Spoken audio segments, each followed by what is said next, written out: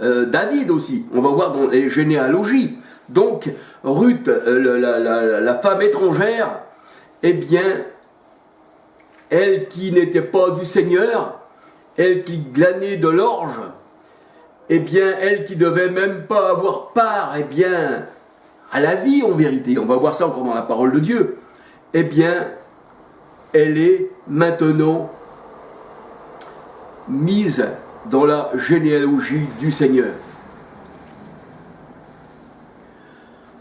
Alors là, on voit que dans Ruth 3,15, eh bien, il y a 6 mesures d'orge.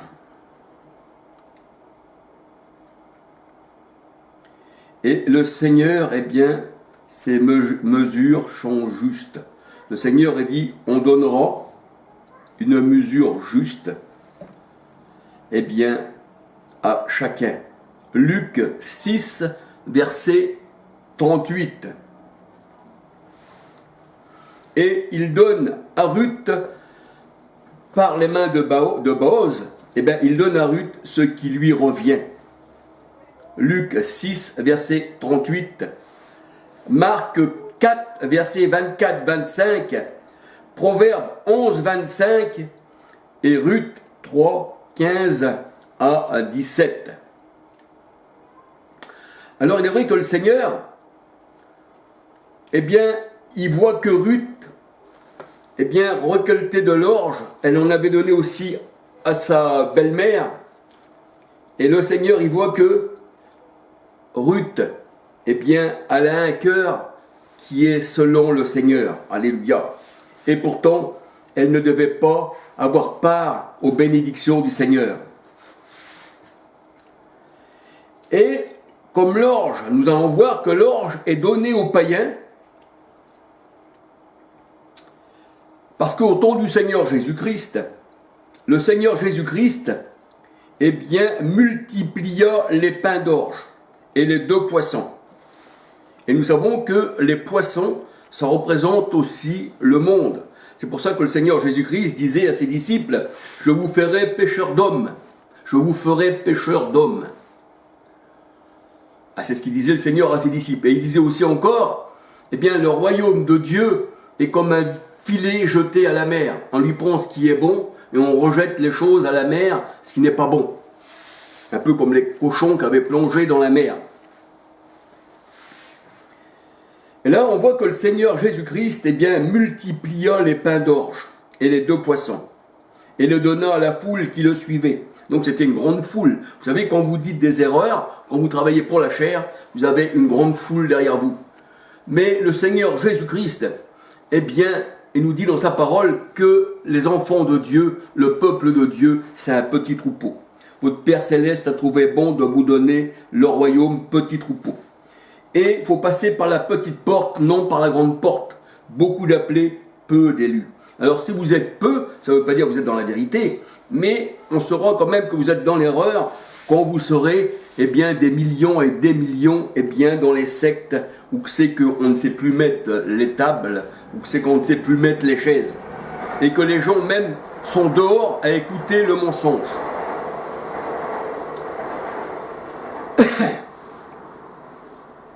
Et là, le Seigneur, eh bien, il a multiplié les pains d'orge. Il y eut 12 corbeilles et il y eut du rab. Et là, on voit que la foule ne suivait pas le Seigneur parce que c'était pour sa parole, c'était pour être avec lui, ne faire plus qu'un avec lui, mais c'était pour, eh bien, les pains d'orge. Jean 6, versets 2, 9 à 27. Jean 6, versets 2, 9 à 27. Et si des fois par mégarde, je changerai le verset de la parole de Dieu, et puis que je donnerai des fois un autre verset, excusez-moi parce que des fois ça m'arrive. Alors dites-moi-le dans les commentaires. Alléluia. Jean 6, versets 2, 9 à 27. Et la parole de Dieu nous dit, l'homme ne vivra pas seulement de pain.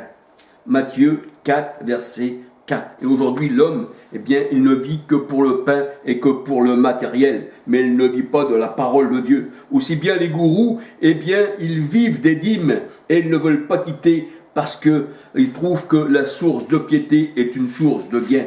Mais déjà leur piété ne l'ont pas, c'est plutôt l'iniquité. Et la parole de Dieu nous dit que l'orge était pour les animaux. 1 Roi 4, verset 28. 1 Roi 4, 28. Et là, on va reparler d'un nommé Ismaël, comme je vous ai dit tout à l'heure. Celui-ci aimait beaucoup l'orge. Et en un sens spirituel, il était de la lignée de Ismaël, qui avait pour mère Agar et qui faisait partie du mont Sinaï. Galates 4, 21 à 31. Jérémie 41, verset 8. On voit que cet Ismaël, il aimait l'orge. Et la parole de Dieu nous dit que quand Moïse a fait sortir le peuple d'Égypte, il le conduit à Canaan. Et à Canaan, c'était un pays aussi, il y avait de l'orge, il y avait beaucoup d'orge. Et il y avait beaucoup d'abîmes. Et le mot abîme, ça veut dire ce que ça veut dire abîmer, ça veut dire l'eau profonde, la mer, le grand abîme qui représente les foules des nations. Apocalypse 17, 1, 15. Et là, le Seigneur, il dit, là, le pays qui naissent dans les montagnes. Ça veut dire ceux qui naissent dans les montagnes, ça veut dire là, que les montagnes, ça représente, les rois. Ça représente les rois, ça représente la bête, ça représente ceux qui ont lutté contre le Seigneur. Actes 4, 25, 26, 27. Et les rois, la bête, ce sont des montagnes. Apocalypse 17, verset 9, 10, 11. Appelée la bête.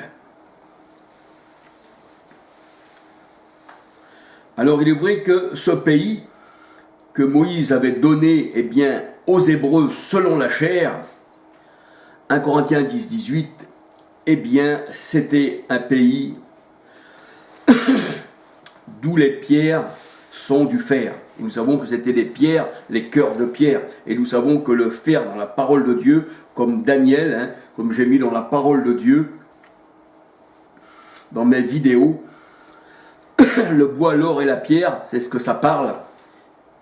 Je parle de tout cela. Et là, on voit que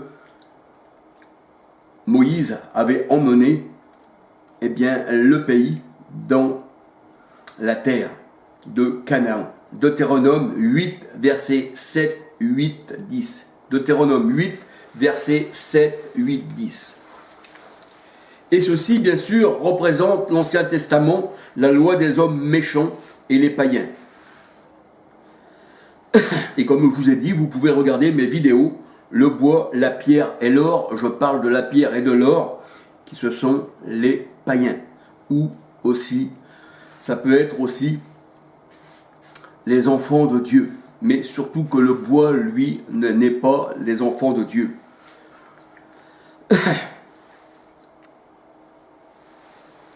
Alors, l'orge, il est vrai, avait peu de valeur. L'orge avait peu de valeur.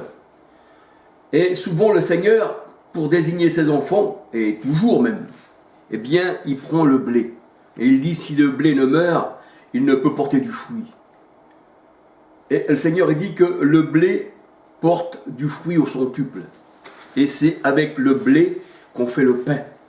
Alléluia. Mais l'orge, avait peu de valeur. Ézéchiel 13, verset 19. Et Ruth était de Moab.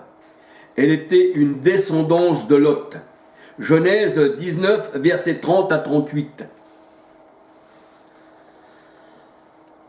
Et la parole de Dieu nous dit que la descendance de Lot ne devait pas entrer dans l'assemblée de l'Éternel, car ils ne sont pas venus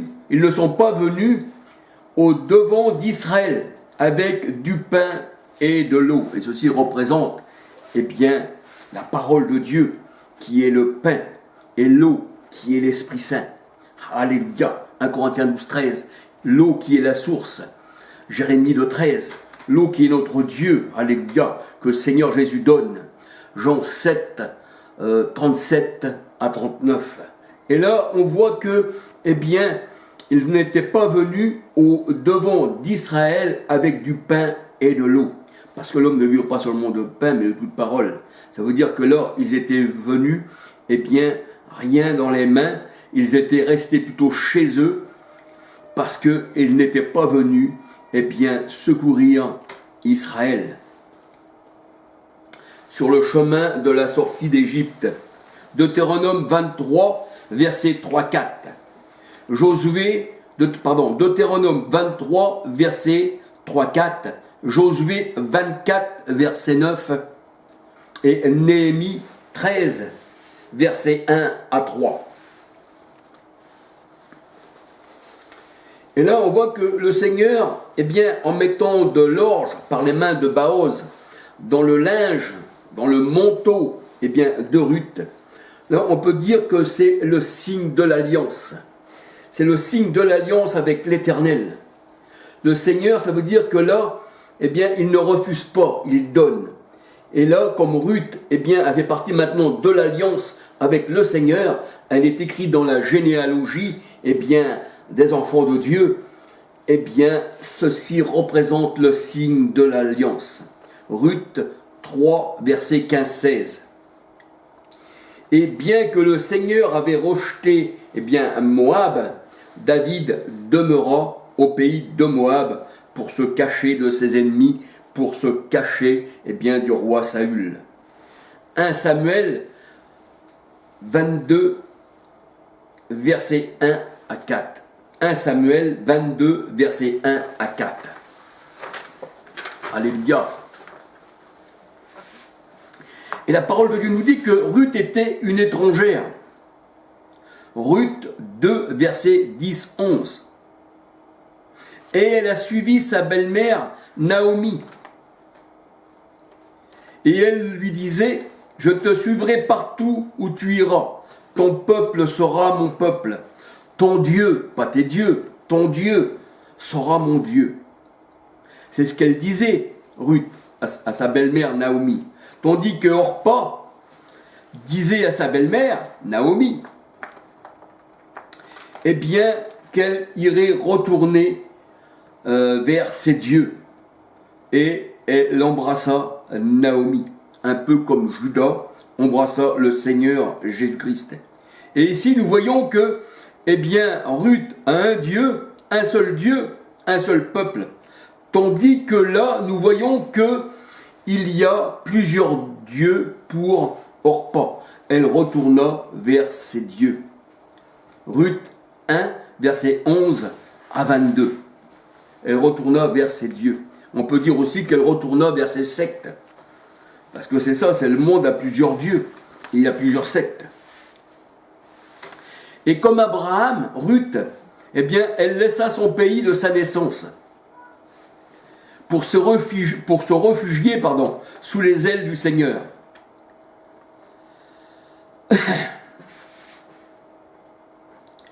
Et la parole de Dieu nous dit que le Seigneur avait la même bonté pour les vivants que pour les morts. Parce que le Seigneur, il dit, tu es passé de la mort à la vie. Donc il a la bonté pour les vivants, c'est-à-dire pour ceux qui sont à lui. Mais là, eh bien, Ruth était morte. Et le Seigneur, il dit que là, Ruth était morte, mais il avait la même bonté pour elle. Et c'est pour ça que Ruth est passée de la mort à la vie. Ruth 2, versets 11, 12, 20. Ruth 2, versets 11, 12, 20. Et la parole de Dieu nous dit que les morts, eh bien, sont ceux qui n'ont pas reçu Christ, la vie. Jean 14, 6. Le Seigneur dit, je suis la vie. Et quiconque croit en moi aura la vie éternelle. Et la parole de Dieu nous dit que la nouvelle naissance, c'est le Christ qui nous la donne. Alléluia. Jean 3, versets 3 à 8. Il faut que tu renaisses de nouveau. Sinon, tu ne verras pas le royaume des cieux. Réveille-toi d'entre les morts, et Christ t'éclairera. C'est ce que disait la parole de Dieu. Et là, on peut voir que Ruth, eh bien, elle était morte. Elle ne mangeait pas du bon blé, elle mangeait de l'orge. Et là, le Seigneur, eh bien, l'a fait renaître. Matthieu 4, verset 16. Dans le territoire des païens, parce que c'était une païenne, Ruth, eh bien, la lumière s'est levée sur le territoire de la mort. C'est pour ça que le Seigneur dit, la parole de Dieu a dit, quand je marche dans l'ombre de la vallée de la mort, je ne crains aucun mal. Parce que mes ennemis, Seigneur, eh bien, tu as combattu pour moi.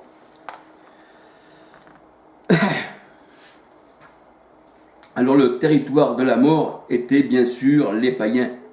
Ésaïe 9, 1.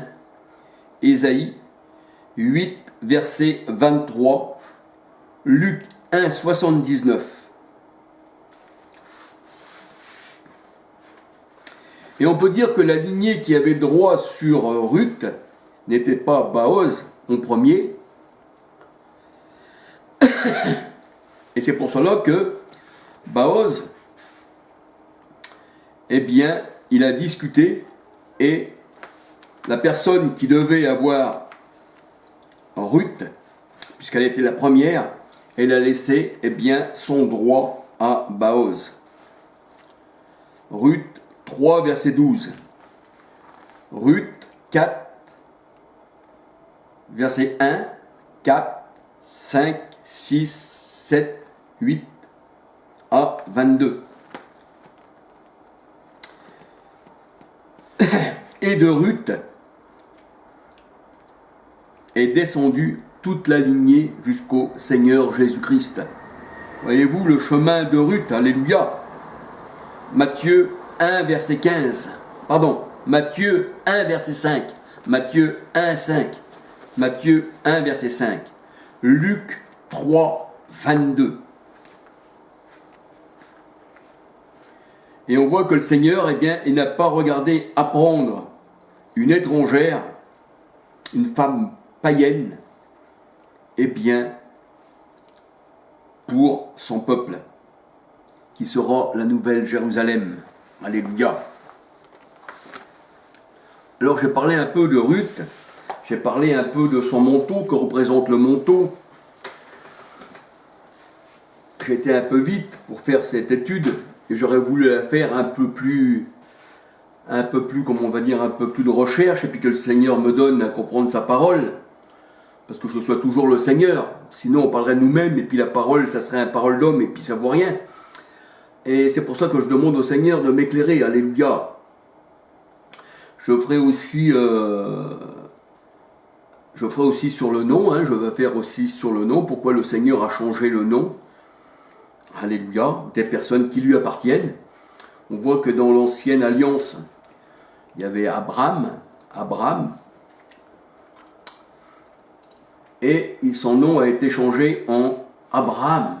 Abraham veut dire père élevé, et Abraham veut dire père d'une multitude de nations. Et on peut dire que Abraham, il est le père de tous ceux qui ont la foi en Jésus-Christ, pris de toutes les nations. Matthieu 28, 19. On voit aussi que Simon, eh bien le Seigneur a dit, je t'ai surnommé Pierre, et on voit que Pierre signifie beaucoup de choses dans la parole de Dieu. Quand il dit, je bâtirai eh bien, mon église sur cette pierre, dans Matthieu 16, 18, eh bien, en effet, parce que le Seigneur il nous appelle des pierres vivantes. Eh oui, alléluia. Un Pierre 2, 5, un Pierre de 4 à 10, nous sommes des pierres vivantes. Et sur ces pierres, je bâtirai mon église. Et le Seigneur il dit que nous sommes, eh bien, la maison de Dieu, nous sommes des pierres, alléluia. C'est ce que j'ai dit aussi dans les autres études, alléluia. Donc nous voyons que quand le Seigneur il change le nom, eh bien, ce n'est pas pour rien. Et je vais étudier sur le nom, alléluia, que le Seigneur il me donne à connaître. Et puis, plus davantage, eh bien, sur le manteau. Et je vous parlerai aussi de la ceinture. Parce que la ceinture, ça a une grande signification dans la parole de Dieu. C'est grand, alléluia. Quand le Seigneur enlève la ceinture de quelqu'un, ça veut dire qu'il ne le soutient plus. Mais quand le Seigneur met une ceinture sur les mains de quelqu'un, eh bien, ça veut dire qu'il le tient prisonnier. Un peu comme nous voyons Agabus, eh bien, qui disait à Pierre qu'il avait pris Pierre et puis qu'il lui avait mis la ceinture autour de ses poignets et lui disait, tu iras où tu ne veux pas aller, Pierre. Ça veut dire que là, eh bien, tu es toujours avec moi. Mais cette ceinture-là, eh bien, nous faisait penser que la parole de Dieu nous disait, eh bien, que Pierre, eh bien, souffrirait de la part du monde. Alléluia. Que le nom de Dieu soit béni. Alléluia. Donc là, je vous ai parlé un peu de la parole du Seigneur. J'espère que je n'ai pas trop mis de versets, parce que des fois, quand je fais quand je demande au Seigneur la parole du Seigneur, alléluia, des fois, je mets des versets qui ne devraient pas être... ou alors, j'ai d'autres versets en tête, et des fois, je mets le verset que j'ai en tête à la place d'un autre. Mais que le Seigneur, eh bien, nous garde, alléluia, qu'il garde sa parole et qu'il fasse que je mette les versets à la bonne place, alléluia. Et bien voilà, que le Seigneur vous bénisse. Et puis aussi le frère qui m'a demandé, eh bien, que je lui fasse une petite vidéo pour lui. Mais frère, sois-en sûr, je vais refaire des recherches plus poussées, mais toujours en demandant au Seigneur, parce que moi-même je ne pourrais pas.